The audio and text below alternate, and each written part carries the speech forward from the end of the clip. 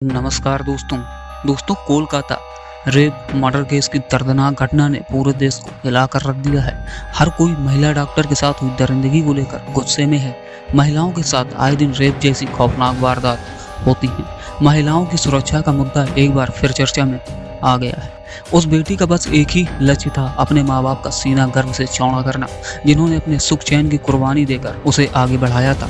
वो पेशे से डॉक्टर थी, ट्रेनी डॉक्टर, जो पढ़ाई के साथ डॉक्टरी की प्रैक्टिस भी कर रही थी। वह अपने पूरे बैच में टॉप करके गोल्ड मेडल पाने का इरादा रखती थी। लाखों मिडिल क्लास लड़कियों की तरह वो भी एक ऐसे घर में पैदा हुई थी जहाँ प्यार तो बहुत था लेकिन पैसे कम थे। उसके लिए कुछ भी आसान नहीं था। कोलकाता की भीड़ भाड़ वाले इलाके सोडपुर के एक छोटे से स्कूल से लेकर कोलकाता के आरजी मेडिकल कॉलेज में पढ़ने तक हर कदम उसके लिए एक नई उम्मीद थी।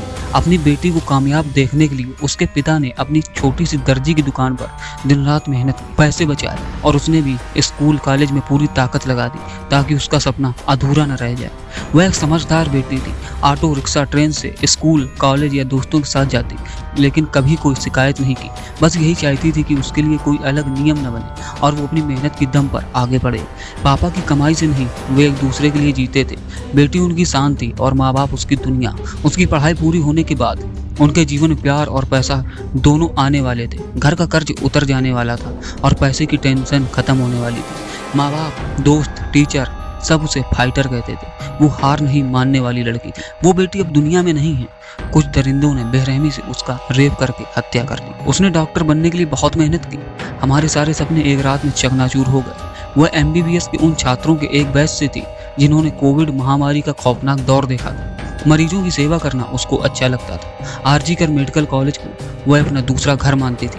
वह मरीजों के इलाज में दिन रात लगी रहती। 9 अगस्त को 36 घंटे की बिना रुके ड्यूटी के बाद वह मेडिकल कॉलेज के सेमिनार रूम में सो गई। तभी उस पर एक या एक से अधिक लोगों ने हमला कर दिया, उसके साथ रेप किया और उसे इतनी बेरहमी से मार डाला कि उसकी गर्दन और पेल्विस टूट गई। अगली सुबह सेमिनार रूम में आए इंटर्न और साथ ही पोस्ट ग्रेजुएट ट्रेनी उसकी बॉडी पर, उसका लैपटॉप, नोटबुक और सेल फोन उसके बगल में सही सलामत पड़ा हुआ था।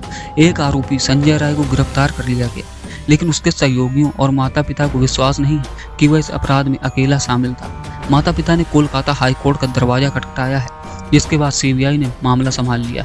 कोलकाता हाई कोर्ट ने आरजी कर मेडिकल कॉलेज एवं अस्पताल में महिला डॉक्टर की कथित तौर पर रेप के बाद हत्या के मामले की जांच 13 अगस्त मंगलवार CBI को सौंपने का आदेश दिया था। इसके साथ ही राज्य सरकार से सवाल किया कि पुलिस ने शुरू में ही हत्या का मामला दर्ज क्यों नहीं किया। आरोपी सीधे तौर पर अस्पताल से जुड़ा हुआ नहीं है, लेकिन उसका अस्पताल में आना जाना इस मामले को और भी पेचीदा बनाता है। यह संभव है कि वह अस्पताल में होने की वजह से पीड़िता को जानता था, उसके पास पहुंचने में कामयाब हो सका। आरोपी का पुलिस के साथ काम करना इस मामले को और गंभीर बनाता है और ये सवाल उठता है कि क्या पुलिस ने आरोपी के बैकग्राउंड की जांच ठीक से की थी? क्या पुलिस को इस बात का पता था कि आरोपी के पास कोई आपराधिक रिकॉर्ड है या नहीं? इस मामले में जांच में देरी हुई है, जिससे लोगों में गुस्सा और रोष बढ़ा हुआ है। लोगों का मानना है कि पुलिस ने इस मामले को गंभीरता से नहीं लिया। इस घटना ने महिलाओं की सुरक्षा पर गंभीर सवाल उठाए। क्या मेडिकल कॉलेज और अस्पताल महिला डॉक्टरों और स्टाफ के लिए सुरक्षित है? देश भर में सड़कों पर प्रदर्शन कर रहे लोगों के सोशल मीडिया पर यही मांग की जा रही है कि इस मामले में दोषी को कड़ी से कड़ी सजा दी जाए।